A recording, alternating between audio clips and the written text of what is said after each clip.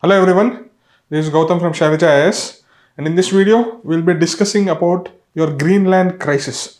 Since Trump came to power during his second term from 2024 onwards, he has been time and again saying that he is going to buy Greenland or he is going to militarily acquire it. And recently also he pasted an AI image which shows that Greenland is a territory of US.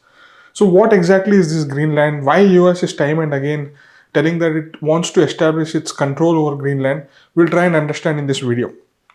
Okay, so I broadly divide into four sections. First section, we'll be talking about the brief background about Greenland as well as Denmark. Right, we'll try to understand what are the factors which is pushing USA to acquire Greenland. Why is US so much interested, especially at this point of time, to acquire Greenland? And because of this, what are the implications on the world and implications on India? And from an Indian perspective, what steps India has to take in order to safeguard amidst this turbulence? Right? So first and foremost thing we have to see in the map where exactly is Greenland, where exactly is US, and what is happening. See, Greenland is an island which is located nearby your Arctic Circle. Inhibition or people, the population size is around 50,000 to 60,000, equivalent to in a any normal large city in one particular ward, which is being represented by a corporator, which is having a similar kind of a strength. It is not an independent country. However, it is an independent autonomous province under the overall sovereignty of a country called as Denmark. Okay, so the current status is what? It's an independent province under the overall sovereignty of Denmark, which is located in your Western Europe. Right? And USA, as you can clearly see, USA, Canada, and Alaska also is a part of USA, which is adjoining your Arctic Circle. Right? So, brief history about Greenland. This island was inhabited around 10th century itself, or before, not even 10th century, I'm sorry. It was 4,000, 5,000 years back itself from people who migrated from North America and settled over there. Around the 10th century, Viking community, who are a particular seafarer community from your Scandinavian region. Scandinavia are countries, Norway, Sweden, and Finland. Right? So this particular region is called as your Scandinavian region. So Viking people ventured into Greenland, settled over there, and stayed there for nearly 5 centuries. From 15th century onwards, the Viking rule declined. And again, in the era of colonization from 17th century onwards, Denmark became a colonial empire of your Greenland. And it retained or it remained as a colony until your 1953. From 1953, it became a state or a province of your Denmark state. But from 1970 onwards, there was demand for more and more autonomy or self-rule. So 1979, it gained your local control on education, law and order, judiciary. 2009, there was a landmark, you can say, agreement between your Greenland and Denmark, which said that it is having autonomy in majority of the areas. So be it your law and order, be it your judiciary, be it your education, be it your health. More importantly, your Greenland got rights over the mineral resources that was within that particular land, right?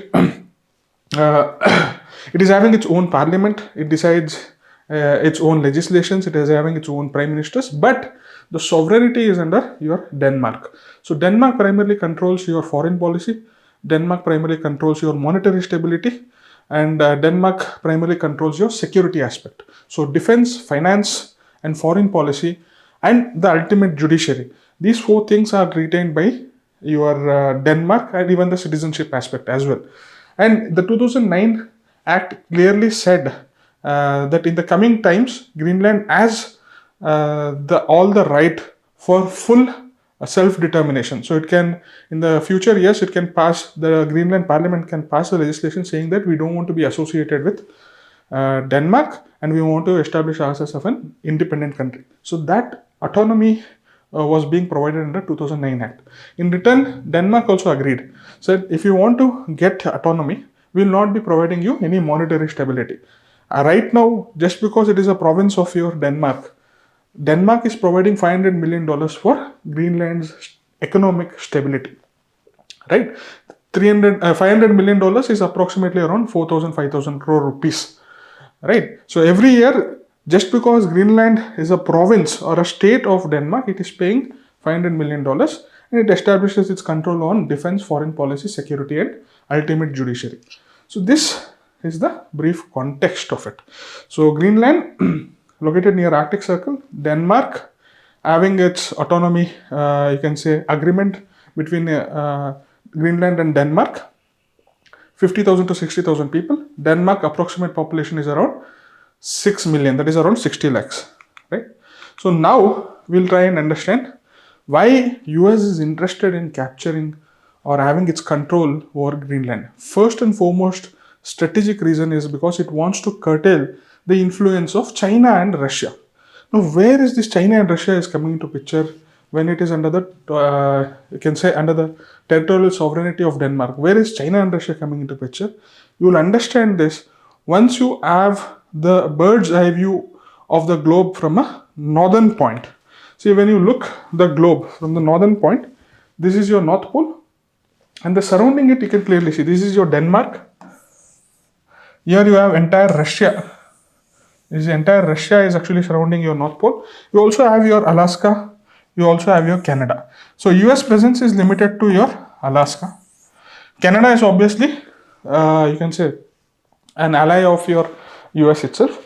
But US territorial presence or military presence in the Arctic Circle region is minimal as compared to your Russia. Now, why this Arctic Circle or Arctic region becomes important is because the opportunities which are being thrown out due to climate change. Now, what is happening due to climate change? As you all know, the temperatures are increasing, global warming is happening, sea ice, the ice, because Arctic Circle is entirely covered of ice. That ice is melting. Now, the moment the ice is melting, it becomes water, and it enables your ships to pass through it, your cargo ships to pass through it. So a new route is now being opened in your Arctic Circle because of global warming and melting of ice.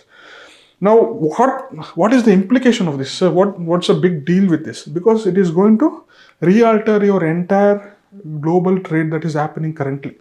Currently, if a good which is produced in China or in India, how it is going to trade? It is going to pass through your Strait of Malacca, it is going to pass through Indian Ocean, your Red Sea, Mediterranean Sea, and then it is going to reach your Europe.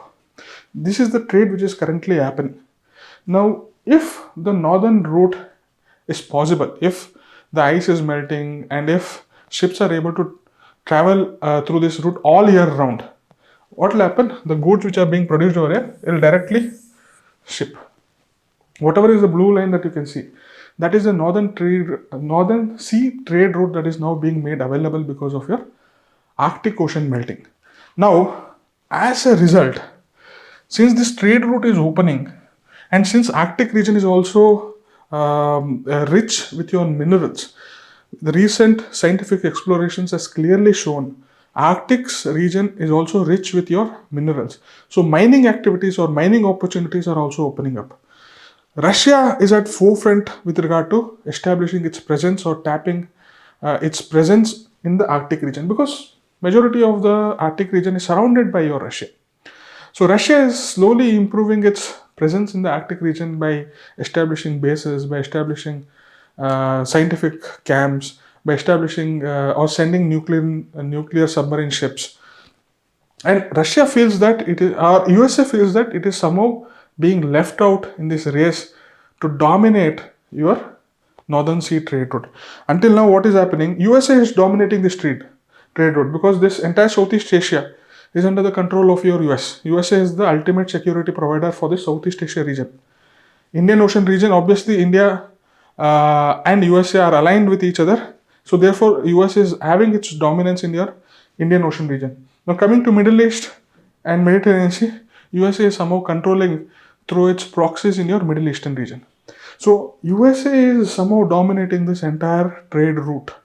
And it feels that if at all these trade routes are going to decline in its importance in the coming days, because Northern Sea trade route is opening up, US wants to retain or have its dominance or control in that trade route also. And that is why Greenland becomes very important. Now, access to Greenland, if this is under the control of US, obviously it can set up its military bases over here. It can establish its defense military base over there, which enables it to cover the entire Arctic region. So US desperately or very urgently and critically wants to have its enhanced presence in your Greenland region. You can always ask, so Greenland is coming under the sovereignty control of Denmark. Denmark and the Western Europe are always an ally of US. So why is there a big difference? The difference is US wants to have its direct presence rather than depending upon an ally. So for example, if me and another person are friends, it is going as smooth, but the urgency of the situation demands that I cannot always depend upon my friend. I have to have my own presence over there. And that's the reason, even if the friend is getting irritated, friend says Denmark is a part of your NATO network. NATO is what? North Atlantic Treaty Organization, which was formed after World War II under the principle of collective security. Now, what is this collective security? There are around 20 nations in this NATO, all your Western European nations, USA, Canada. It means that attack against any one of the members of this NATO would mean attack against everyone. So even if Russia attacks Greenland, Russia attacks Denmark, entire group is going to retaliate. That is the principle of your NATO. That is the why the collective security means. So Denmark can always say, we are a part of NATO. Why US should have its dominant presence over there? No, US says no. I understand that you are my ally. I understand we are a part of NATO. But I cannot entirely depend on you for my military presence. I want to have my direct presence in the Greenland. That is the argument, because it feels that it is now being threatened by your Russia and Chinese influence or dominance in your Arctic region. That is one of the factors which is driving USA to acquire your Greenland. Second thing is your Golden Dome security architecture.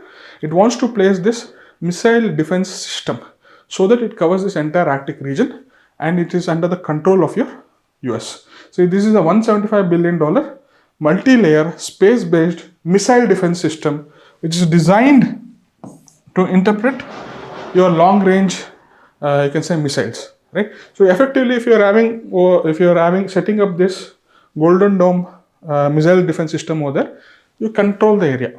No one will be able to easily attack it. Even if there are any missiles flowing in, it will immediately intercept and destroy it. Similar kind of missile defense system India purchased from Russia called as S-400. And this missile defense system only helped. This was played a crucial role in your Pathankot airstrikes. Whatever was the short 3-day war that India and Pakistan had recently was primarily because of this missile defense system. So US wants to have a more superior missile defense system placed in Greenland so that the entire region is under its military cover. Okay, and third thing is your economic drivers. Greenland is also poised to have rich resources with regard to your rare earth minerals. Rare earth minerals are being used in your making chips.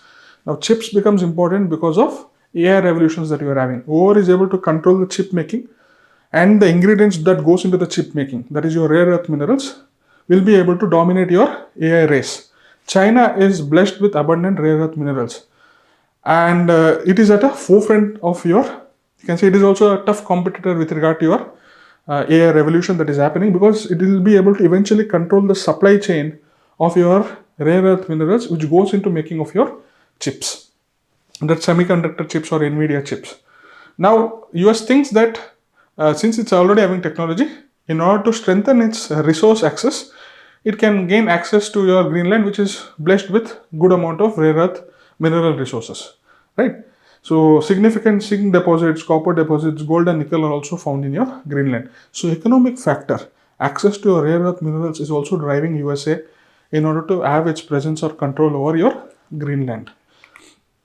And finally, other factor is your political ideology and expansionism. Trump came with a doctrine that we are going to attain peace through strength.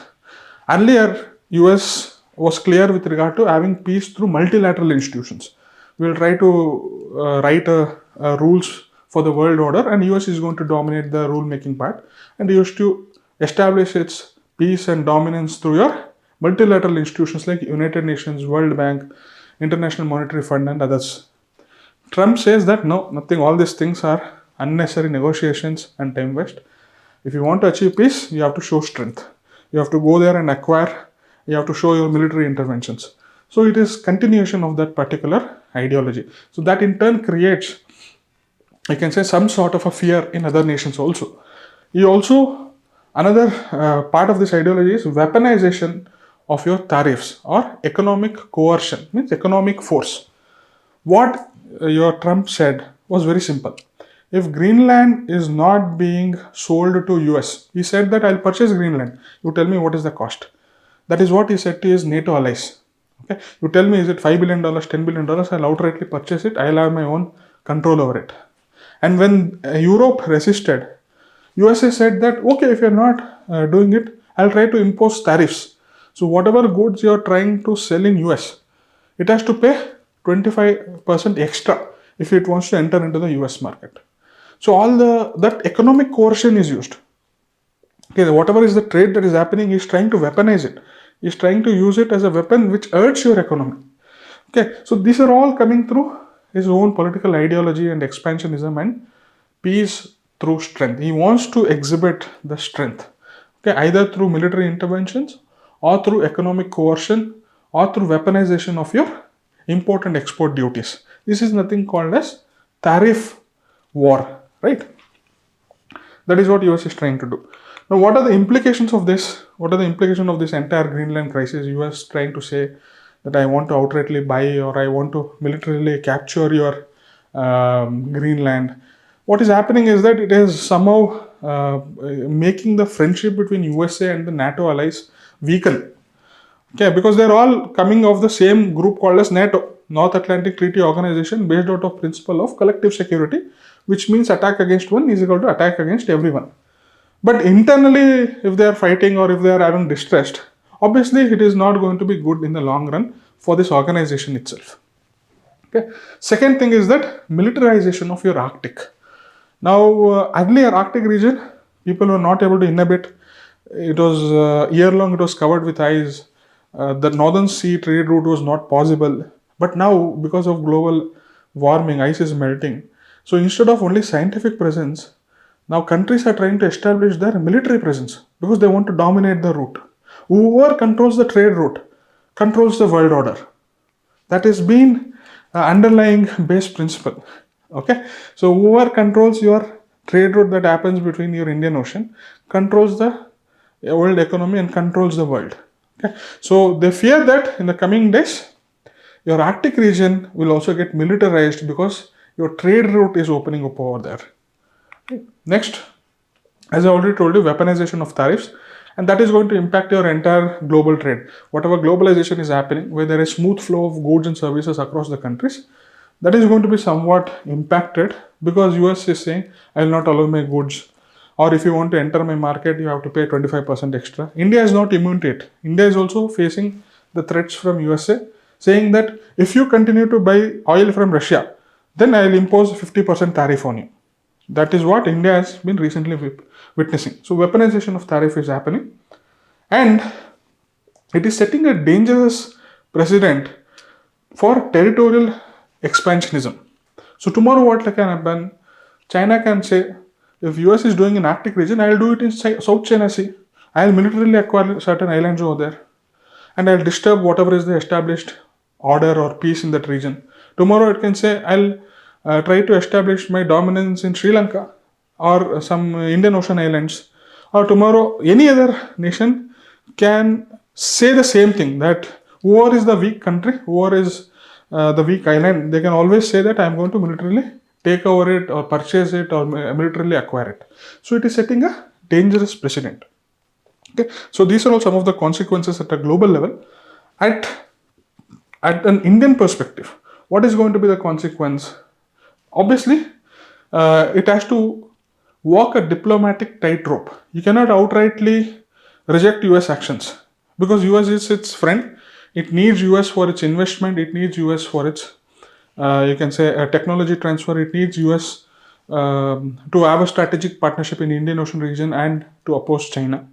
But at the same time, if it is seen as supporting US, it means that you are going against as being the leader of your global south. Because more or less, India for the last 7 decades has been against, you can say, colonialism, has been against imperialism, has been against unilateral decision making. It is always saying that whatever is the world order, everyone, it should, whatever are the rules that is being made, it should be made in a consensual manner through your international institutions like United Nations. You cannot unilaterally decide it. You cannot decide it all by by one nation itself. So it is having a diplomatic tightrope. You cannot completely support it, nor can you completely oppose it, right? And obviously, your trade is also going to get impacted because your Trump is using your trade as a weapon in order to enforce its power, right? So what should India do? First and foremost thing, Arctic policy has already been there. It has to strengthen it by having agreements with Denmark or European nation and try to increase India's own presence in the Arctic region so that the region is not being monopolized or so that the region is not being under the control of big powers like USA, China and Russia, right? So it has to increase its own presence over there. Second thing, it has to insulate its economy from all this tariff, you can say, volatility.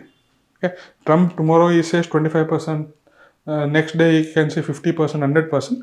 So you have to try to insulate from all this turbulence and try to build our own domestic economy, right? We have to push our own industries. We have to strengthen our own economy. We have to make it easy for our own businesses to expand domestically and within the region itself, right? Third thing is you have to fast track your defense indigenization because as we have witnessed in Pathankot airstrikes, as we have witnessed with India and Pakistan clashes, the defense missile system, your S-400 missile defense system or USS Golden Dome defense system highlights the importance of all these military technologies. So India should also develop its own military defense technologies. And finally, India has to rally other like-minded countries, other third world countries, or other developing countries, and it has to emerge as the voice of the global south and try to push your country, to try to push the world towards a more rule-based world order by strengthening your international institutions, right? So these are some of the points that you are supposed to know on this particular Greenland crisis. The entire editorial elaborate article has been uploaded in our Telegram channel. You can go through it for in detail. You can also attempt this question. The strategic contestation over Greenland highlights the emergence of Arctic as a new theater of great power rivalry. They are saying that whatever is the Greenland controversy, it clearly highlights that Arctic is emerging as a new theater of global power rivalry or power competition. Discuss geopolitical and economic drivers which is driving this shift, which we have already discussed, and evaluate its implication for the world. Okay, so you can attempt this question. It's a 15-marker question. Attempt it and you can send it to me on this particular email ID, or you can WhatsApp to me on this particular number. So you are free to send me your answers. Okay, all the very best.